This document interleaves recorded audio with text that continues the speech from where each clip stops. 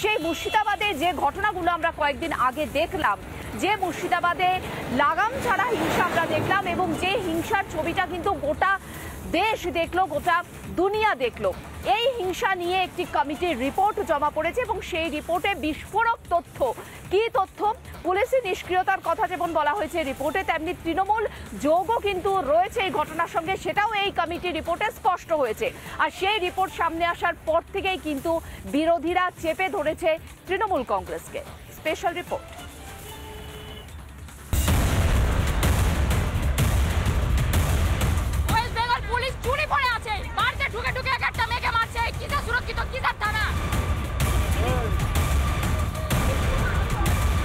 বাংলাদেশ নয়, সুলিতালার ছিল, হিজলতালার ছিল, শামসাজগঞ্জের ছিল, আর পেছে করে এসে দিঘির লোক এসছে।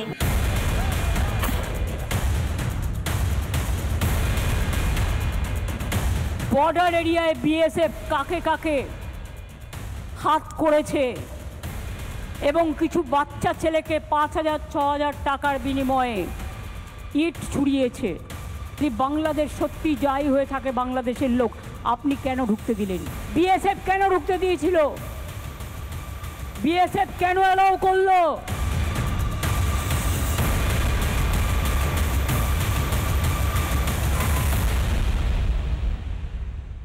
মাননীয় মুখ্যমন্ত্রী মমতা বন্দ্যোপাধ্যায়ের কাছে দাবি করছি, পশ্চিমবঙ্গবাসীর কাছে হাত জোড় করে তার ক্ষমা চাওয়া উচিত যে আমি মিথ্যে কথা বলেছিলাম সেই সময়। মমতা বন্দ্যোপাধ্যায় এটা যেন স্বীকার করে। হাইকোর্টের তৈরি কমিটির রিপোর্ট প্রকাশ্যে না এলেও ছত্রে ছত্রে ফাঁস হয়ে গিয়েছে শাসকের মিথ্যাচার। সূত্রের খবর, রিপোর্টে স্পষ্ট উল্লেখ, স্থানীয় কাউন্সিলরের মদতেই চলে হামলা। এবার শুনুন হিংসার সময় ঠিক কি বলেছিলেন স্থানীয় সেই তৃণমূল কাউন্সিলর। বেদমনা গ্রামের ভিডিওটা, বেদমনা গ্রামের ভিডিও, মন্দির, তারপরে পিছনে বাড়ি সব চেনা যাচ্ছে। হ্যাঁ, আমি নিজে তো গেছি, দেখেছি, আমার কাছে ভিডিও আছে। তাহলে ভিডিওটা তাহলে ফেক না? না, ভিডিও ফেক, ওটা বেদমনা গ্রামের ভিডিও তাহলে অবশ্যই।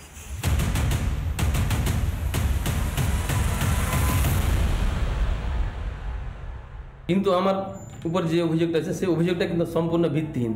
সেদিন আমি ছিলাম কদমতলায়, তাদেরকে বাধা দিতে গেছিলাম। আমরা বাধা দিতে গেলে আমাদের উপর অ্যাটাক হয়, সেখানে আমরা প্রাণের ভয়ে পাশের গ্রাম নাদাপাড়াতে ঢুকে পড়ি।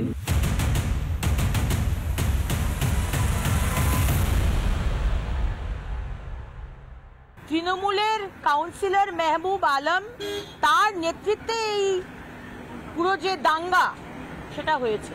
আপনি দুদিন আগেও বলেছিলেন যে দাঙ্গা নাকি বিজেপিরা করে, আপনি নাকি দাঙ্গা করেন না।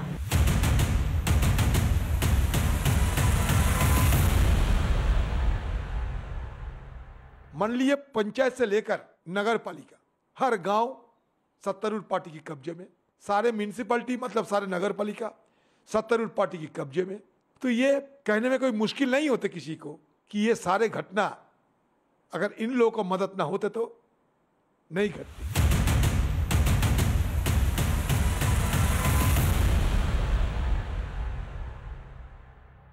গ্রামবাসীরা স্পষ্টত জানিয়েছেন যে কোনো বহিরাগত নয়, দুষ্কৃতীরা এসেছিল পাশের অঞ্চল থেকেই, পাশের জায়গাগুলো থেকে তারা উপস্থিত হয়েছিল এই শামশেরগঞ্জ, মুর্শিদাবাদের মতন যে গ্রামগুলোতে সন্ত্রাস চালানো হয়েছিল সেই এলাকাগুলোতে। ভয়ঙ্কর পরিস্থিতি, যেখানে সনাতনীদের নিরাপত্তার অভাব, সনাতনীরা এমনভাবেই খালি মার খাবে, তাদের ঘর বাড়ি পুড়ে যাবে, আর সেখানে প্রশাসন মৌন।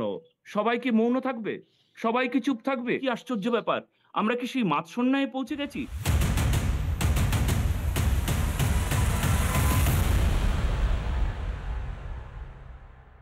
মুখ্যমন্ত্রীকে পশ্চিমবঙ্গের মানুষের কাছে উত্তর দিতে হবে যে মুর্শিদাবাদ এবং মালদায় হিন্দুদের উপরে যে অত্যাচার হয়েছে, সেই অত্যাচারে তৃণমূল এবং পুলিশের যে যৌথ ভূমিকা, সেই ভূমিকা তাকে স্বীকার করে আমি বলবো পুলিশ মন্ত্রীর পদ থেকে তার পদত্যাগ করা উচিত। 26শে রাজ্যে মহারণ, তার আগে মুর্শিদাবাদ হিংসা নিয়ে তথ্যানুসন্ধান টিমের রিপোর্ট তৃণমূলের কাছে বিরাট অস্বস্তির। এই পরিস্থিতিতে শাসককে চেপে ধরার সুযোগ ছাড়ছে না বিরোধীরা। রিপাবলিক বাংলা। নানা ধরনের কন্টেন্ট দেখার জন্য লাইক করুন, শেয়ার করুন আমাদের ফেসবুক পেজ, সাবস্ক্রাইব করুন আমাদের ইউটিউব চ্যানেল। পাশাপাশি অন্যান্য ব্রেকিং নিউজের জন্য অবশ্যই চোখ রাখুন রিপাবলিক বাংলায়।